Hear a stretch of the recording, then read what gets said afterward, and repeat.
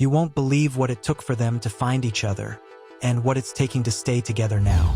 He was once a Hollywood heartthrob, sleeping in a beat-up Volkswagen behind a 7-Eleven, whispering Shakespeare into the dark just to stay sane.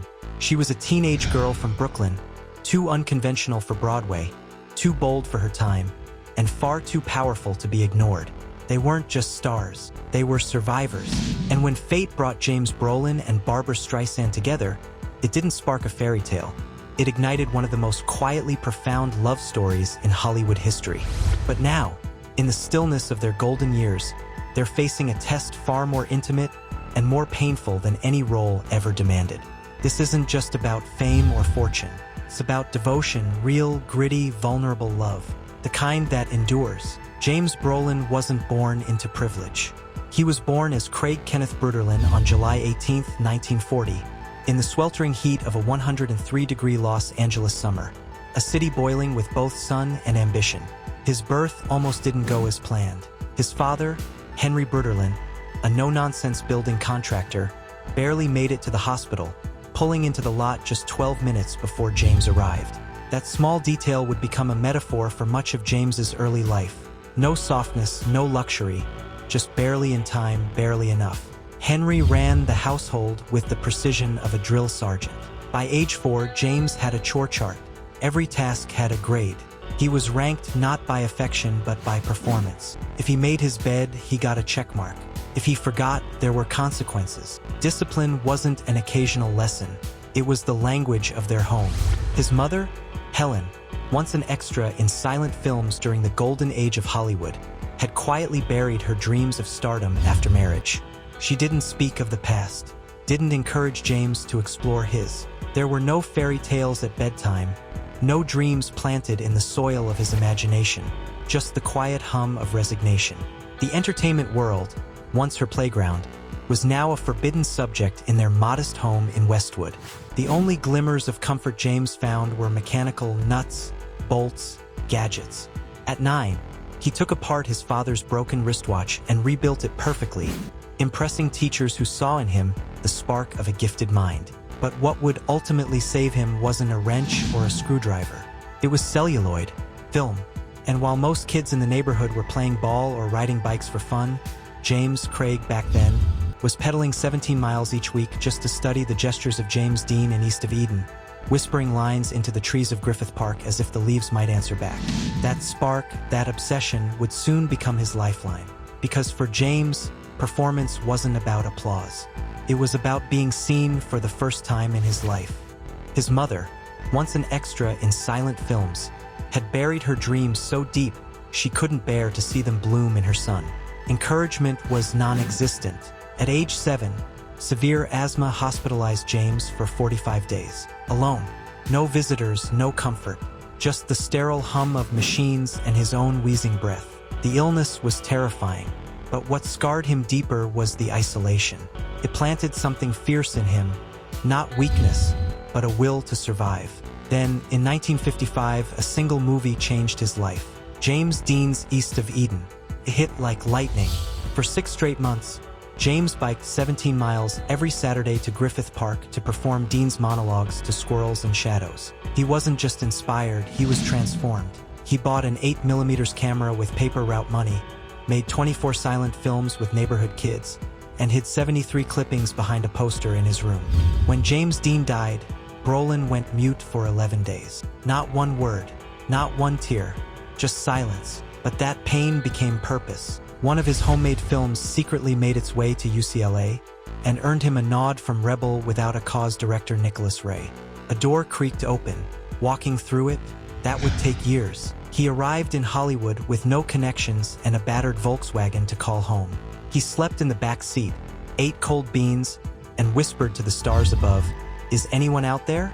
The answer, for a long time, was no. He landed a background role on Batman, then got cut. He was fired mid-shoot on another gig because a producer didn't like his voice. He begged for half a paycheck and was denied.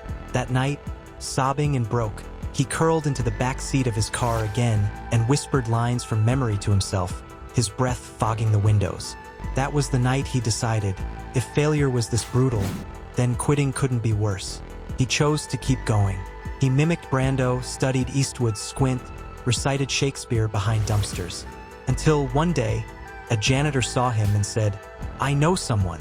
That moment led to a screen test. That screen test led to Marcus Welby, MD. And that role, it didn't just change his career, it saved his life. James Brolin won an Emmy. That statue wasn't just an award. It was a monument to every lonely night, every locked door, every whispered prayer inside a parked car. But fame has a dark side. As James's face lit up magazines and TV screens, his marriage was crumbling behind closed doors. Long shoots turned into silent dinners. His son asked, "Why is Daddy never home?" He was building a career and losing his family.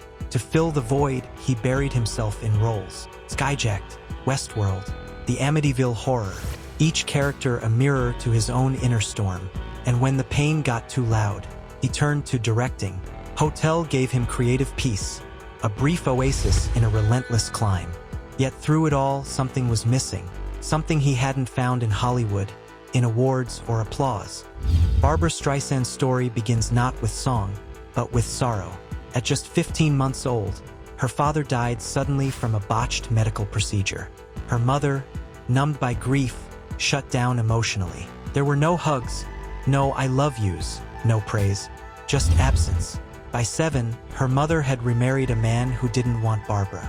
Their cramped Brooklyn apartment had no privacy, no bedroom until she was 16. She dreamed not of dresses, but closets just to be alone. And when words failed her world, she sang. To walls, to shadows, to survive. A teacher once said her voice held pain and power, a contradiction wrapped in velvet. She didn't sing to impress. She sang to be seen. At 16, she left home with a suitcase and a voice full of fear and fire. She sang in smoky clubs where the mics didn't work and no one listened. She was told to fix her nose, change her name, soften her edges. But she refused. She entered a talent contest at a nightclub, blew everyone away. By 21, she was on Broadway, Tony nominated. Then came record deals, Grammys, Funny Girl. Hollywood doubted she could make it on screen. She tied with Katharine Hepburn for the Oscar on her first film. She didn't just act. She produced, wrote, directed. She shaped her legacy. She became the first woman to win Best Director at the Golden Globes. But the trauma never left. Stage fright haunted her so deeply she walked away from live performance for 27 years. Applause triggered anxiety. But when she returned, it wasn't a comeback. It was a coronation. Barbra didn't just break glass ceilings. She built floors so the next generation of women could rise without apology. And yet, for all her triumphs on stage and screen, love remained elusive. By 1996, she had endured 28 failed dates. That number wasn't just a statistic. It was a quiet reminder that success doesn't shield the heart from loneliness. Each date, another crack in her hope. Another reminder that authenticity is often too rare to find. Meanwhile, James Brolin, who had survived Hollywood's brutality and emerged with humility intact, was on the verge of giving up on dating altogether. He was actually planning to meet another woman that night, a blind date, but something in his gut told him not tonight. That intuition would change everything. When they finally met, there were no violins, no movie magic. Just a living room, a few guests, and a man with, in Barbra's opinion, a very bad haircut. She didn't hold back. Her first words to James weren't coy or romantic. They were blunt. "Who did your hair?" She later said it looked like it had been chopped with a lawnmower. Could have been a disaster, a conversation killer. But instead, James laughed. And in that laughter, something shifted. He didn't feel judged, he felt seen. Not as a celebrity, but as a man. That moment broke through decades of surface-level Hollywood small talk and struck something real. There were no pickup lines, no pretenses, just two people who had been bruised by life, daring to be honest and open. The spark wasn't loud or electric. It was a kind of clarity, the kind you only find after years of false starts. Over time, their connection deepened. Slowly, carefully, respectfully.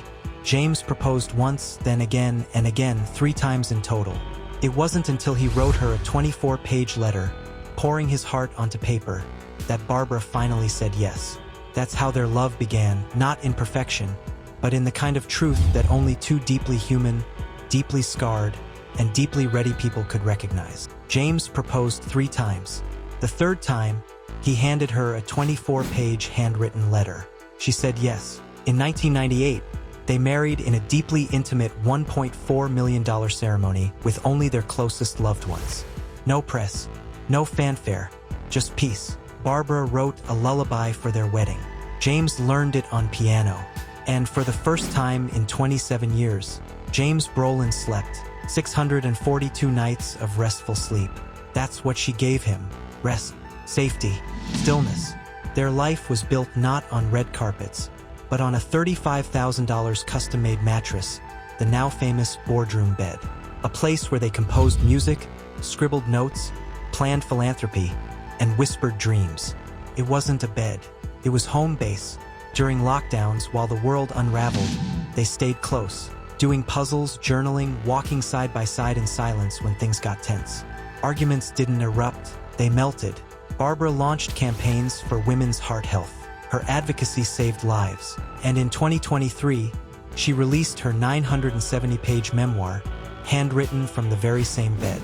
A story only she could tell on her terms. But now their story has taken a turn. Quiet, subtle, but unmistakable. James has stepped away from work. He turned down a $2 million role. Not because he's tired, but because Barbra needs him. And love, real love, means staying, especially when it's hardest.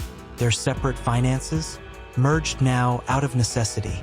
Medical bills are piling up. Though they haven't said much publicly, the signs are there. Something's changed. James tends to her now, makes her tea, lines up her journals, rereads memories when her strength falters. It's not dramatic, it's sacred. Every whisper, every sigh, every lingering glance between them isn't just affection. It's a quiet vow repeated daily. Promise not spoken, but lived. Their love didn't begin in a blaze of fairy tale perfection. It wasn't red carpets and instant fireworks.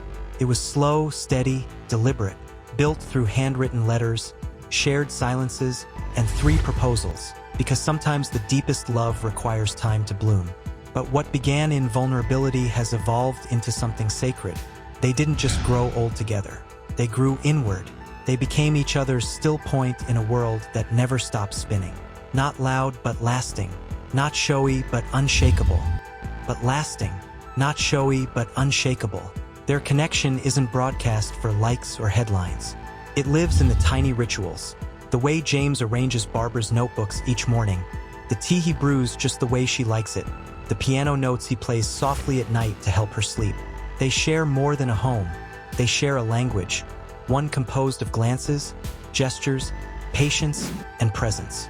And when the pandemic lockdowns confined much of the world to frustration and friction, James and Barbra found depth.